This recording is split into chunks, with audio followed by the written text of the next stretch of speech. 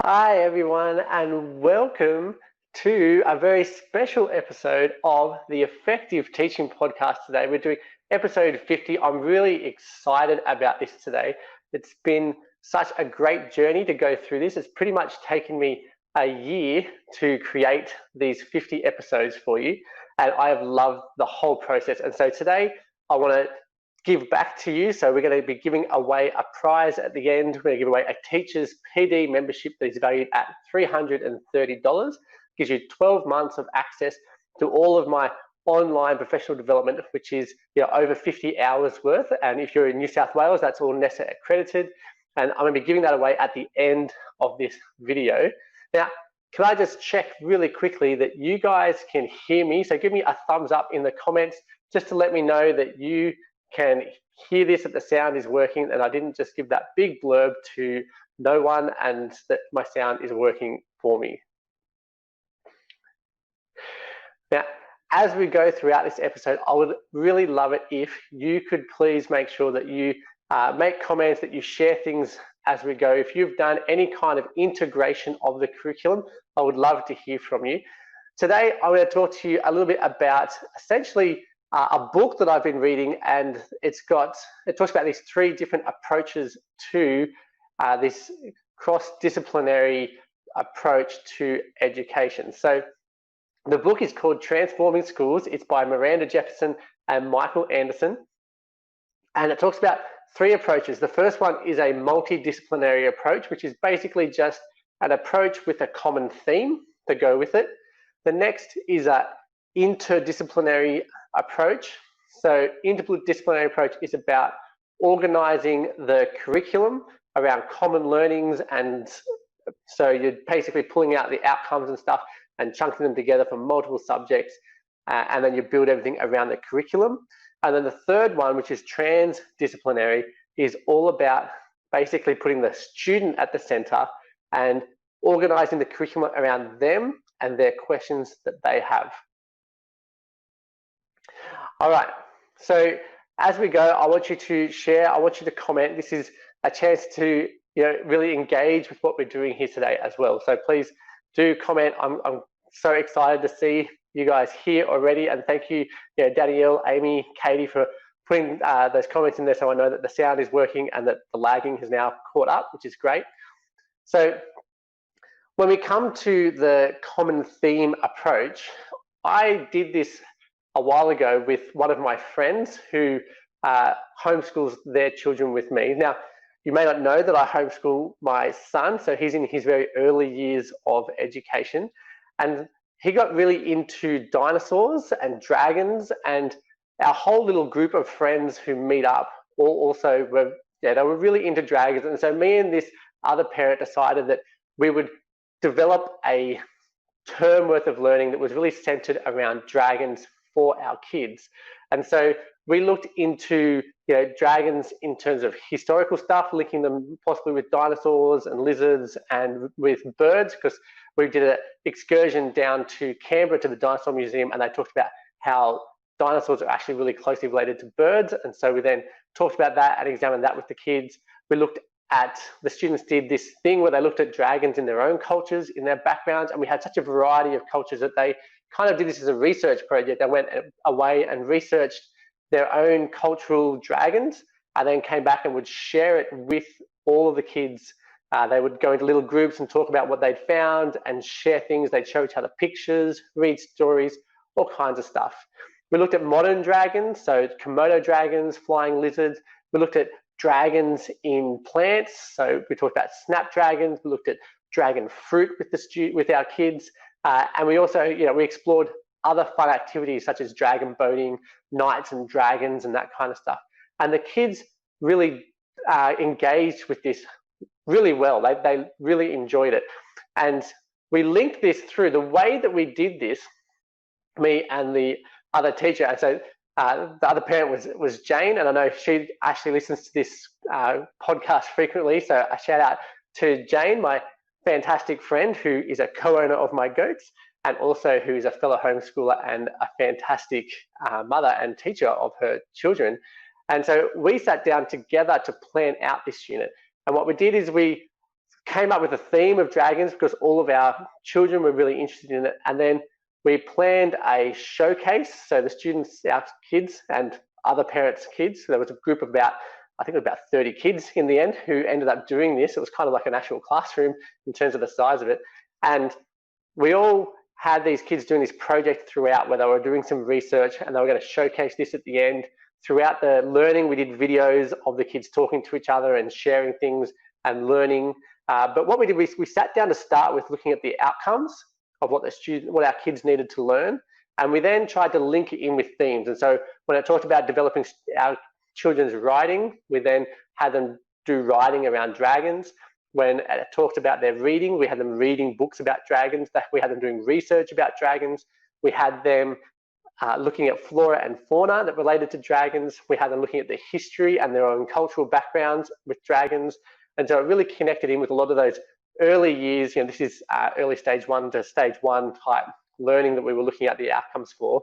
And the kids really loved it. I mean, we even went down to Emerald Dragon in Penrith, which is a kung fu place. And we went down there and they ran us through a kung fu lesson with the kids. So they got physical activity. We're really hitting across a number of different subject areas, but focusing it all using this common theme of dragon. And so that's essentially how we planned it. We just kind of looked at the outcomes. We had this theme. We went, okay, we're going to use this theme when we're addressing each of these outcomes. So I want to know from you in the comments, have you ever done something like this before? If so, maybe give us a little bit of information about it. And if you were to do this, if you've never done it before, what theme would you pick and what year group would you do it with? So make a comment in the comments so that I can see what you're thinking in there. So what theme or grade level would you want to do this with? What theme would you pick? Thanks, Merle. I can't believe it's our 50th episode either. Thank you so much. Danielle, you say, so you've done this when working in middle school in New Zealand. So you were looking at space. That's fantastic. So you can easily pull upon space and students' keen interest in space to then integrate lots of different things. They could be writing about space, reading about space, researching space, and they could even have some experts talk to them about space, all kinds of stuff. That's fantastic. Sounds like a lot of story path pedagogy that I like to use to integrate. Is that meant to say, Chris? That's great. Yes. Look, story path pedagogy. It's really about just picking that theme that is going through everything else that the students are learning. And I found, definitely for my son and for the kids who were involved in that process, they really enjoyed it. I have done it as well in schools, but it was really great. Merle, I tried to connect our courses in connections with other key learning areas. It can be done with any content. Yeah, definitely. We can definitely do it with any content. You just essentially are picking the theme, and you want to make sure you pick one that the kids are going to be interested in. What happened was that me and Jane, the other parent, we actually identified that our kids were already really into it. Whenever we met together at the park, the kids were playing dragon games out in the park and stuff. And so we just went, well, let's capitalize on this to motivate them and engage them better in their learning. So Priya says she'd do it with year 2. That's great. Lauren, what have you got here for me? We are looking at doing a stage 4 PDHP art history in term 4, along with Aboriginal and Torres Strait Islander people, and doing a historical art paintings. Wow, that's fantastic, Lauren. That sounds really good. Stage 3 at our school, Sharon, is doing space as the theme this semester. Wonderful. Jenny says our school did a personal learning project on students' own interest, and I think that's fantastic. And that actually, Jenny, that's probably going to come up more in our 3rd type of approach, that transdisciplinary approach, where you actually are centering it on students and their interests and their goals and developing the curriculum around that, as opposed to it just being a theme that goes throughout. So you're actually taking it even further than that. Danielle says that she really enjoys this kind of approach. You do lessons in high school owing to the nature of high school. So that's great. So Amy, you've never done it. You teach seniors. It would be great to do with PDH and bio, definitely, for sure. Doing that across those two, I think would work really well. And probably I think it is better for juniors. You can do it in seniors, and in fact, some of the examples I'm going to give you as we continue to go, is about how we do this with our seniors at my school. So I'm going to keep going. I am seeing more comments coming in there. This is fantastic, but I do want to make sure that I don't take up your entire night. So the next approach is the interdisciplinary approach. And I think the interdisciplinary approach is probably the one that we do most often. I think it's definitely the one that really is the one that teachers find more focused on what they normally do. So mostly because you're starting with the curriculum. You're really going to start with the outcomes of the curriculum, the dot points, the dash points, all the stuff that your syllabus tells you you've got to cover. That's where you're going to be starting with the development of this interdisciplinary approach. But what you're looking for is that common learning. So what outcomes are very similar in PDH compared to biology, and how can you bring that together? Or what outcomes are similar in history and geography that you might be able to bring together, or between history and English, or between TAS, science, and maybe the arts or something.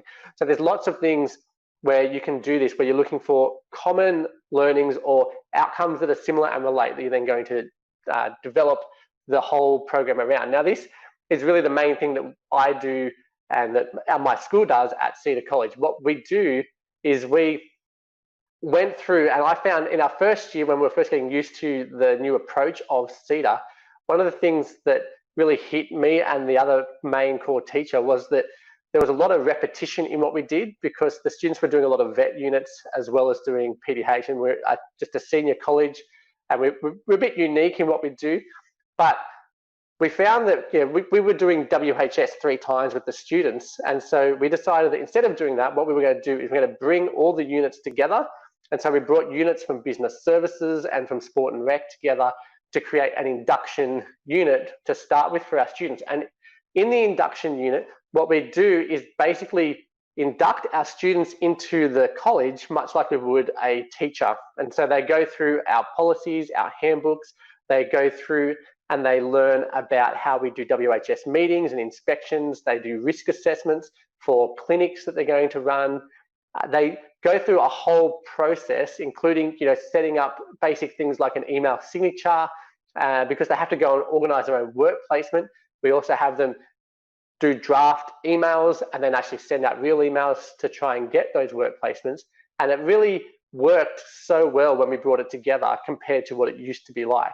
But it was all about bringing those outcomes together. The way we did it was that we just sat down, me and the other teacher to start with. It's since grown from there. But when we first started, it was just, we sat down, we looked at all the different things, the competencies, the outcomes, the learning goals that we had for our students, and we brought all the ones that were really similar together. We clustered them so that we could clearly show that they related to each other, and then we brought that into a real world kind of application. So we had that induction process, but we also, for our coaching, for example, they get coaching qualifications, they go and deliver clinics, and they're learning how to actually program training within that as well. So it links in a bit with PDH.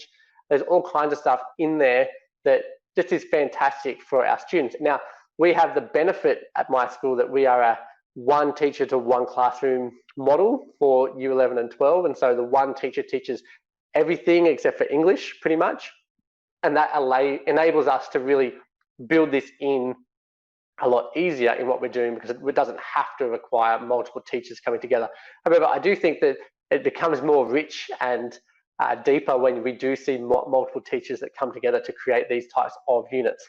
So let me know in the comments here who you have maybe done this with before, or if you were going to do this approach, who would you do it with?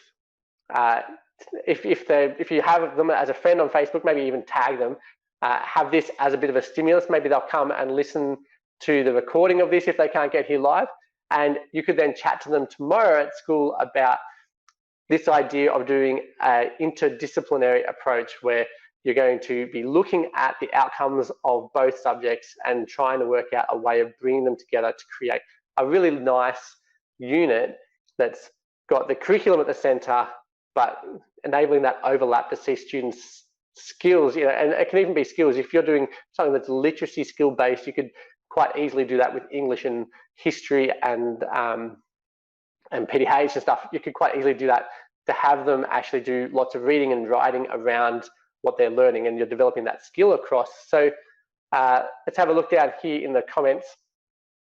So I have here, Alice says, across the New South Wales syllabus, there is an abundance of connected ideas across all KLAs, K to 6, at least, and that allows for rich, authentic, inquiry-based learning driven by student wonderings by the syllabus as a base. Wow, Alice, that speaks to my heart with your comment there. I absolutely love it. And I must agree, particularly the way that they've reinvented a lot of these new syllabus that they've created over the last probably 10 years now that they've been updating them. I think they really have purposely looked to create that, particularly to help you to be able to do that cross-curricular. And I actually think it still exists in secondary, but it's harder for secondary teachers to see it because they focus so much on their own curriculum, they don't actually go to look at other curriculums. Whereas if they had some time to sit down and plan it, they would actually see a lot of the outcomes and stuff overlap a bit. Merle says that math, science and PDHPE is quite easily done. Great, perhaps starting in year 7 and expand to other years. I would agree, I would start with 1 year to get this going. Chris says we worked as an early stage 1 team collaboratively to develop an integrated English, math, science, Kappa geography unit. Wow, that must have been quite an epic process, Chris, to bring that together so many subjects. I would love to see what you did there. Doing marine studies and first aid stuff, that's cool. Lisa, you've got K to 6, you have collaborated with a stage buddy in 7 to 12. You've collaborated with self-nominated staff from various faculties. This is fantastic stuff that you guys are doing. Carolyn, as a drama and English teacher, you find it interesting to be able to use both in developing that skill.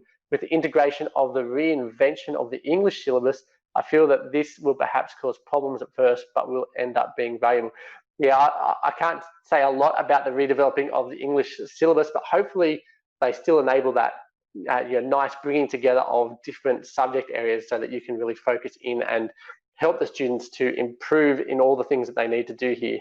Yeah, time is definitely an issue, but I think if you can start the conversation at this point, and then particularly if you're in Australia and you've got 2 terms left of school to really start thinking about it and processing it, to start planning it before next year, I think that actually gives you quite a lot of time to go through this process, even if you're doing it slowly, bit by bit. All right, so that's fantastic comments, guys. I really am loving that you guys are in here and chatting and sharing stuff. This is beautiful. It's exactly what I want to see. Now, the next way to do this integration of curriculum is the transdisciplinary approach. Now, this approach is the one that focuses in on the student at the center, and then you basically are using the student and their goals, what they want to do, and then you're looking to include the curriculum into that. So rather than it being curriculum and then the student, or rather than it being a theme they're interested in and just using that theme for motivation, you're actually looking at the student's own goals for their own learning and how that works. So a simple example that I'm going to give you is with my son again. So my son was really keen to learn how to bake recently. He'd been watching Zumbo and he got really into it. And so he's like, I want to bake. And so we used that goal to then help him to develop a whole bunch of things. So we went through this process. He wanted to bake those cookie things. I can't remember what they're called, but the bright colored cookies. And then he also wanted to, I'm sure someone can tell me what they are in the comments. But, they're pink, they're green, they're blue. And he wanted to make one of those. And so he spent some time working that out with my wife, trial and error type stuff. They did some research. They watched some YouTube videos around how to make them. They then found recipes and they talked about it and they went through that process. And then I got to, the other day, sit down with him and also bake some chocolate chip cookies and macaroons. Thank you, Callan. I knew someone would be able to give that to me. So what ended up happening when he was baking the cookies with me, so I missed the whole cooking process with my wife, but the one that he did with me, I made him really work on his reading. I actually already had a recipe that I had written down. And so I made him go through and read the recipe with me. Now, he's an early years child, so he's still developing his reading, and he's come a long way over the last kind of 3 months, he's really skyrocketed. So he then was reading my own handwriting, which is quite messy, and working things out and trying to work out exactly what letters, and there was probably a letter or two missing in some of the words because it's it's the way you write in reality. And then, so he was going through that process of reading. He also got everything out and had to match things up. So as he was reading it, I said, okay, so we need a half a cup, we need a third of a cup, we need a quarter of a cup. And he went and found those instruments for the cooking process. And then we went through a thing where I actually talked to him and taught him about what a third is and what a half was, and how it's 2 equal parts of a whole. And therefore we actually had a point, because we didn't have a whole cup to use as a measuring device in what we were cooking. We had to get a cup and a quarter of flour into the cookies.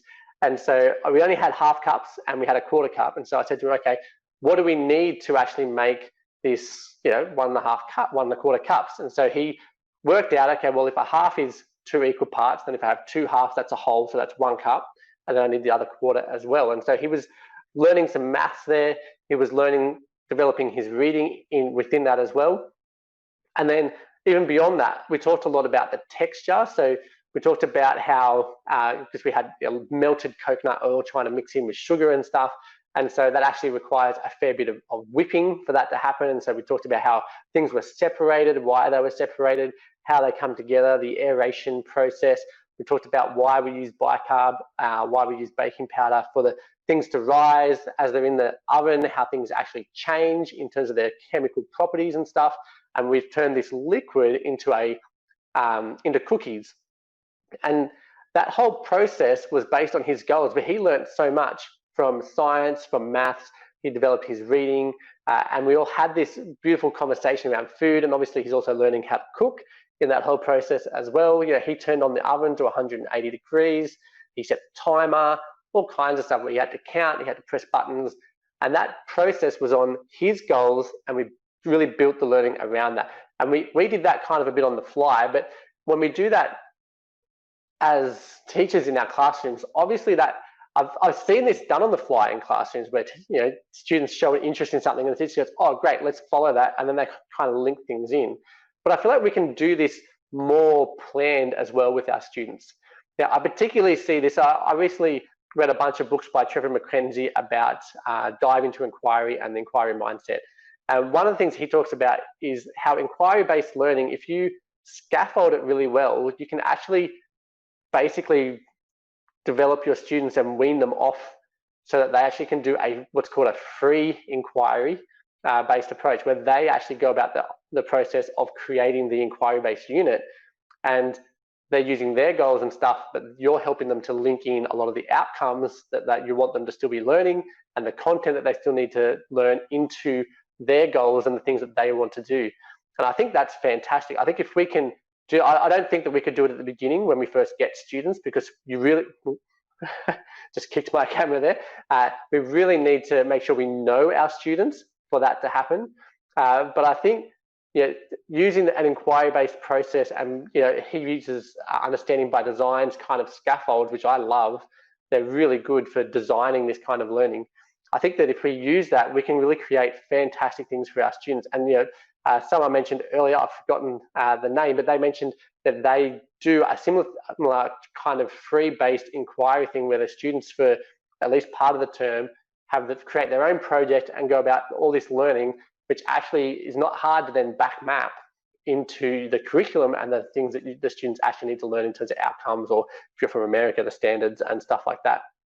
So what I want to hear from you now, so I can see that there's a few more comments that have come up, and it's definitely much harder to go through and do this transdisciplinary approach at schools, but I do think that it's worth the effort, and I do think that it can be done.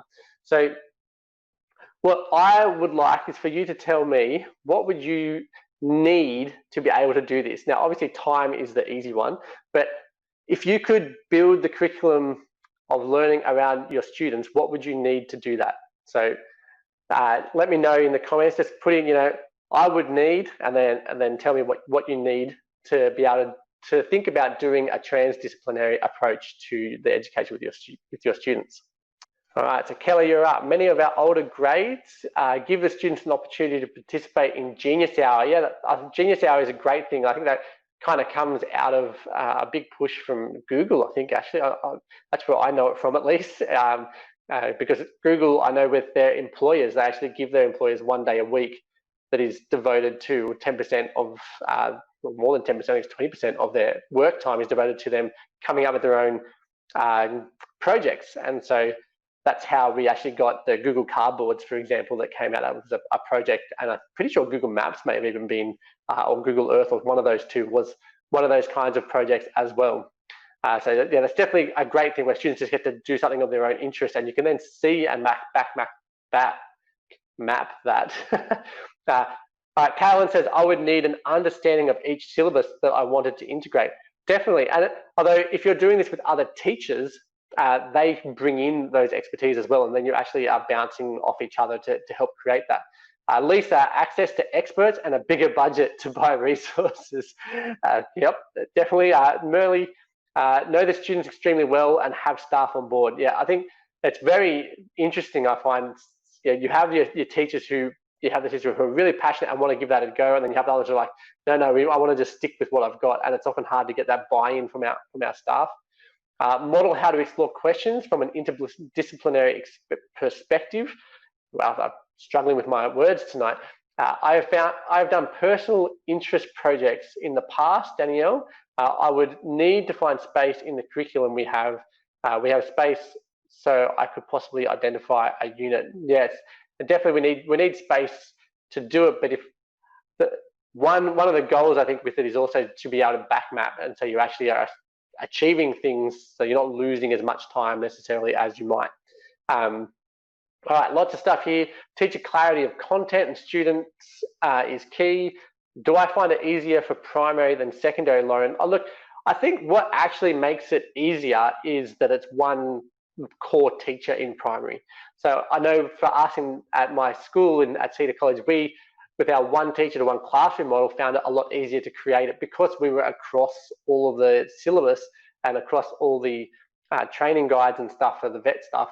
It enabled us to really do that really well. So I think that in one sense it is easier because it's one teacher who's across all of it, but I think you also lose something by not having all the extra teachers and their extra expertise and depth of knowledge and their other approaches and learning ideas and strategies that they have as well. I think the collaboration that can come really can make it fantastic as well. What else have we got here? I agree with Alice, definitely. Yep. Lisa, I think primary is easier as a K-6 teacher as we are expected to know all the syllabi. Yeah, that's basically what I was just saying. Linking in metacognitive routines to support the development of thinking about thinking processes. Definitely, Alice. I love building that in. It's one of the core things to what I encourage my staff to do, is to actually help the students to reflect on their learning so that they're actually learning how to learn, because that's actually what this whole podcast is about how to help students to become lifelong learners. And I think this integrated approach, whichever one you kind of pick, helps the students do that, because they help them to see that a skill in one particular subject is not isolated. It actually can apply to other subjects as well. Well, this has been fantastic. So did you guys have any questions for me as we begin to wrap things up? I think this week, if you're going to try and put anything into practice, I would suggest that you find a teacher, tag them, get them to listen to this, do a bit of research together, and maybe start the process of thinking about doing a interdisciplinary or a transdisciplinary, or even just a theme-based approach to your learning. I think that's a good place to start this week if you haven't done it before. I am going to jump from here into the Effective Teaching Podcast Facebook community. So if you're not part of that, feel free to come and join there. I'll give you access and we can continue to chat further in there. I'll create a post for just some Q&A if you guys want to continue to talk about this. What I will do now, though, is I do want to draw a winner to see who is going to get the $330 worth of value to come and join the Teachers PD membership. Now, if you are already a Teachers PD member and you get drawn, just let me know. That way I can pull you out of that, basically. 57 comments, and then I click this and we'll see who is our random winner.